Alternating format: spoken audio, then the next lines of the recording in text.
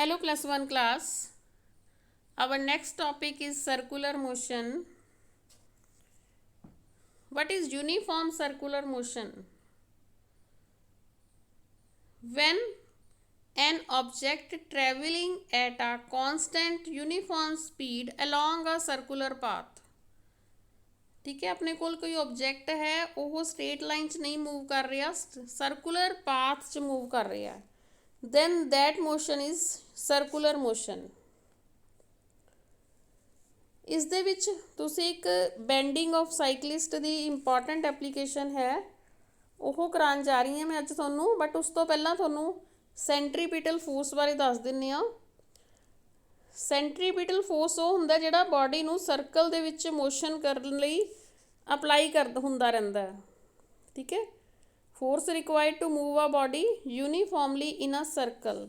This force acts along the radius and towards the centre of the circle. ठीक है, मैं थोड़ा करा चुकी हैं सेंट्रीपिटल फोर्स। इसकी जस्ट डेफिनेशन रिपीट कराई है और इसका फार्मूला होंगे F is equal to m v square upon are.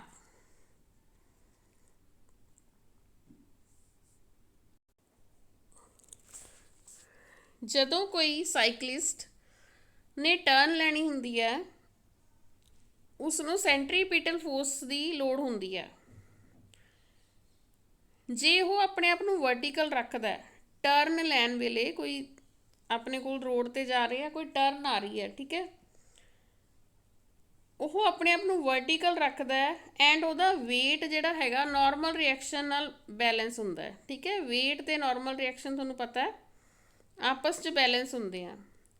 पर हुण उन्हें लैनी टर्न है, मतलब थोड़ा सर्कुलर मोशन च होना है, सर्कल शेप करव दे विच उन्हें मूव करना है अपने आप नूं। हुण जे वो वर्टिकल ही रहिंदा है तां की होएगा, उसनूं सिर्फ फोर्स ऑफ फ्रिक्शन ते डिपेंड रहना पएगा। जिहड़ी टायर्स ते रोड्स दे विचकार फोर्स ऑफ फ्रिक्शन है सिर्फ उसे ते डिपेंड रहेगा तां उसनूं वो सेंट्रीपिटल फोर्स मिलेगी। बट ये एक्चुअली पॉसीबल नहीं है क्योंकि force of friction totally uncertain होंदी है। ठीक है, ज़रूरी नहीं हैगा कि फोर्स ऑफ फ्रिक्शन उसनूं उन्नी सेंट्रीपिटल फोर्स दे कि वो अपने आप नूं सेफली टर्न कर सके। Right, now see. ठीक है, इत्थों टर्न लैनी है थोड़ा एक पार्ट तो साइकलिस्ट ने। इस टर्न का रेडियस है आर, सेंटर है O, this is the cyclist, this is the tangent velocity with which cyclist while turning. Now if he bends, ठीक है, हुण मैं तुहानूं ये किहा भी फोर्स ऑफ फ्रिक्शन ते तां डिपेंड कर नहीं सकता वो, क्योंकि टोटली अनसर्टन होंदा, वो गिर भी सकता है। ठीक है, हुण फोर्स ऑफ फ्रिक्शन ते डिपेंड नहीं करेगा तां की करेगा, साइक्लिस्ट विल लाइटली बेंड, और बेंड किस साइड होएगा, circle they inwards. You can see the cycle, it is inwards bend. ठीक है, अपनी वर्टिकल पोजीशन तो हो अंदर नूं थोड़ा झुक जाएगा। इस तरह करन नाल की होएगा, उसका कंपोनेंट ऑफ नॉर्मल रिएक्शन जिहड़ा हैगा ओह सेंट्रीपिटल फोर्स देगा। See how this was the actual position, weight and normal reaction. ठीक है, हुण वो बेंड हो गया थीटा एंगल ते, अपनी एक्चुअल वर्टिकल पोजीशन तो थीटा एंगल ते बेंड हो गया। ठीक है, हुण जिहड़ी ये नॉर्मल रिएक्शन सीगी, दिस येलो लाइन, ठीक है, this yellow line,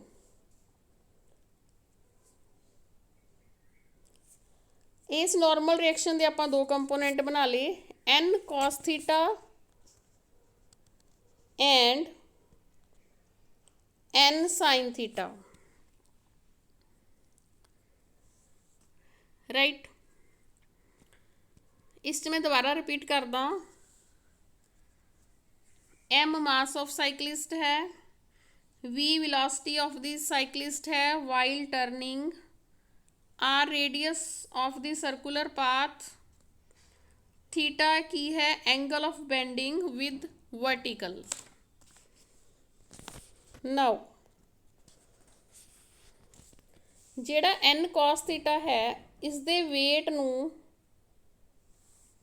equal and opposite act करेगा और वेट है m इंटू जी। ठीक है, वेट वर्टिकली डाउनवर्ड एक्ट कर रही है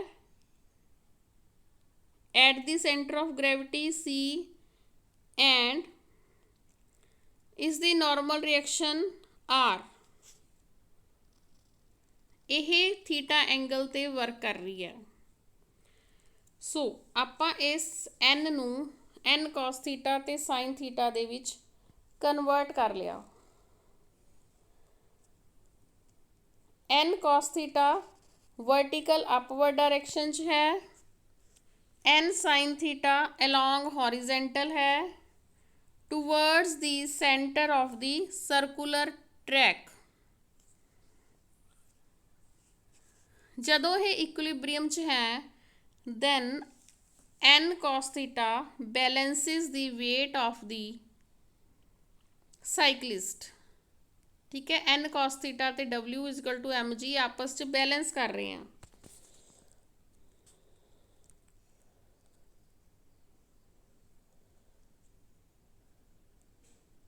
now you can see FCP centripetal force ਜਿਹੜਾ ਇਹ FCP है ਇਹ n sin थीटा है और ਇਹ सेंट्रीपिटल फोर्स प्रोवाइड कर रही है। मतलब n sin theta is equal to centripetal force.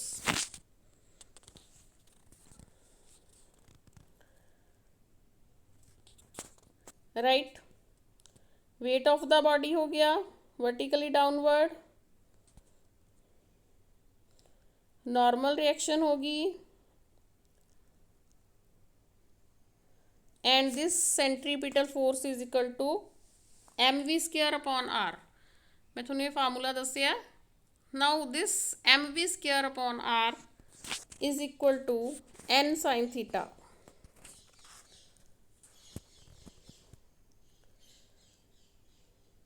n cos theta ਤੇ mg इक्वल एंड ऑपोजिट है, बैलेंस कर रहे हैं एक दूजे ਨੂੰ and n sin theta is equal to mv square upon r। so these two equations becomes n cos theta is equal to mg, n sin theta is equal to centripetal force is equal to mv square upon r। Equation 2 ਨੂੰ ਆਪਾਂ 1 ਨਾਲ divide करांगे, n ਨਾਲ n cancel हो जाएगा। ठीक है, sin theta upon cos theta is tan theta and this is equal to v square upon rg। m ਨਾਲ m कैंसल हो गया।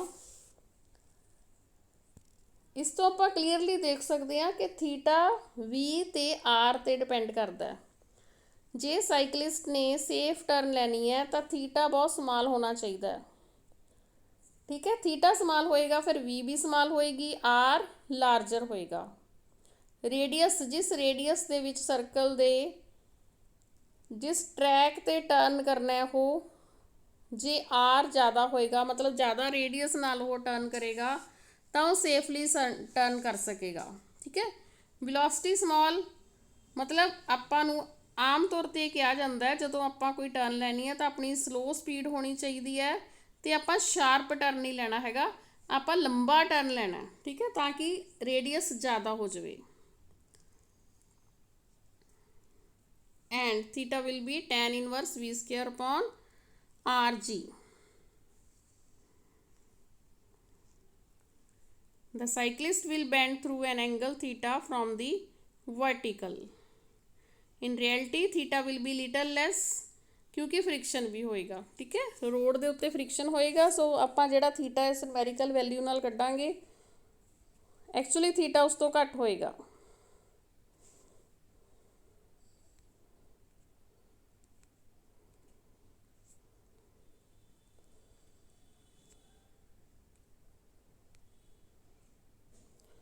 So this was the topic bending of a cyclist. ਤੁਸੀਂ ਇਸ ਨੂੰ ਇਸ ਤਰ੍ਹਾਂ ਹੀ ਐਕਸਪਲੇਨ ਕਰਨਾ ਹੈ, ਠੀਕ ਹੈ, ਪ੍ਰੋਪਰ ਡਾਇਗਰਾਮ ਬਣਾ ਕੇ ਐਂਡ ਸ਼ੋ ਕਰਕੇ ਕਿ ਨਾਰਮਲ ਰਿਐਕਸ਼ਨ ਦੇ ਕਿਸ ਤਰ੍ਹਾਂ ਕੰਪੋਨੈਂਟਸ बैलेंस कर रहे हैं। सो थैंक यू बेटा।